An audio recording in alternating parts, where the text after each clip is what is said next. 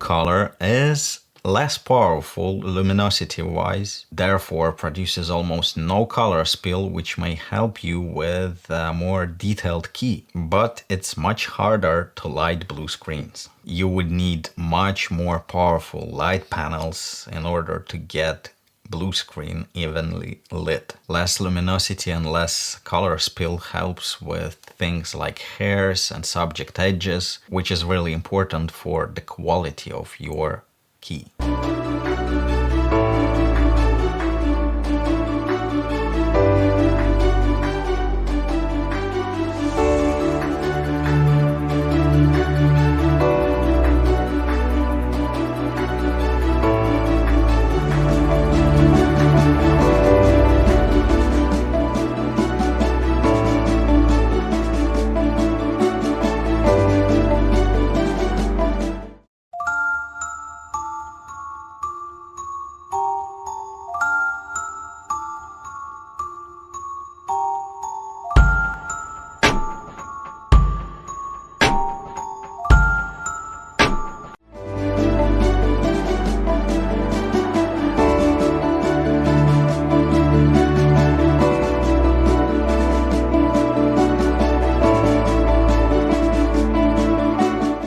Physical compositing is one of the earliest methods and continues to be widely utilized.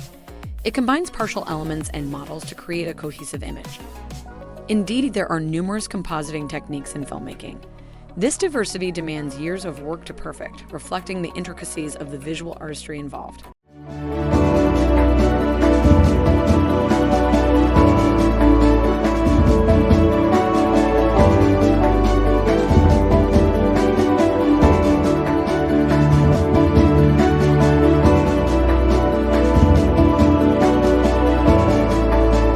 Basically, from Lucas, we had a mandate that whatever Spielberg wanted, he was supposed to get.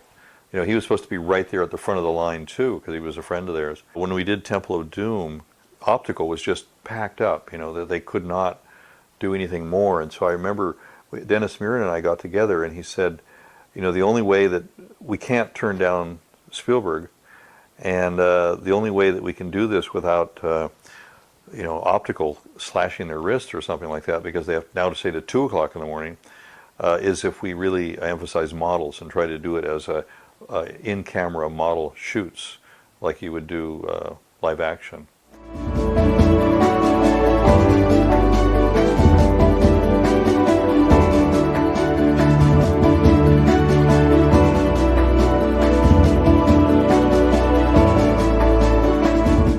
The director's concept for this scene, without actually building a huge and expensive set, the filmmakers resort to what is called a glass painting shot. Artist paints a background on glass that will later surround the scene in which Alec Guinness appears. A blank spot is left on the glass painting for the live action scene. The glass painting is then photographed, and the scene with Alec Guinness will be incorporated within it. The final effect is a masterful illusion.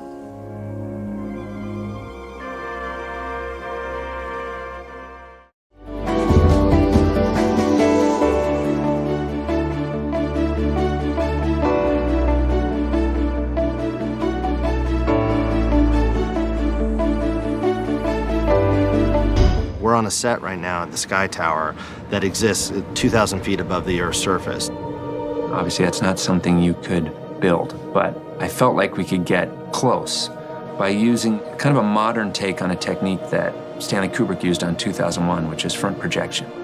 Instead of using green screen for the Sky Tower, they filmed cloud formations, sunrise, sunsets. We went to Haleakala, which is a volcano in Maui, 10,000 feet above sea level. And for a week, we set up 3 cameras.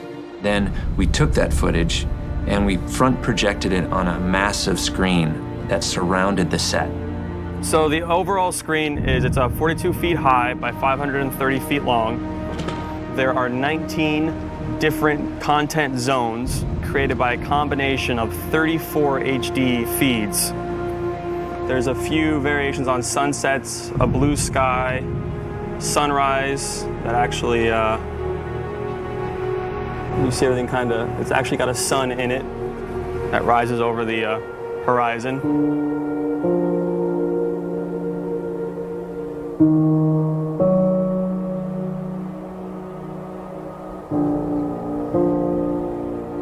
You end up with an all-in-camera visual effect. You can have things like glass and reflective surfaces. The skies reflect in the eyes of the actors during the scenes. They're surrounded by it. It allows them to immerse themselves more deeply in the story.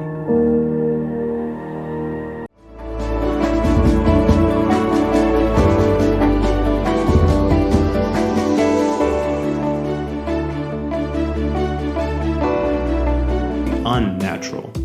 The process combines sets and actors in the foreground with background action that was filmed separately at a different time and location. The foreground action is filmed in front of a screen, and the previously recorded background imagery is projected in reverse onto that screen. The whole thing is then shot together to produce the final image. This creates the illusion that characters are in a place they are not in.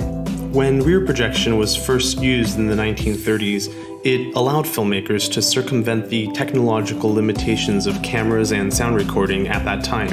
In other words, it made shots that had previously been impossible, possible. The long-standing question of how do you show someone driving and talking in a car had finally been answered. Movies used the process constantly for driving scenes because it made it so easy to record dialogue while outside or moving in a car, especially film noirs.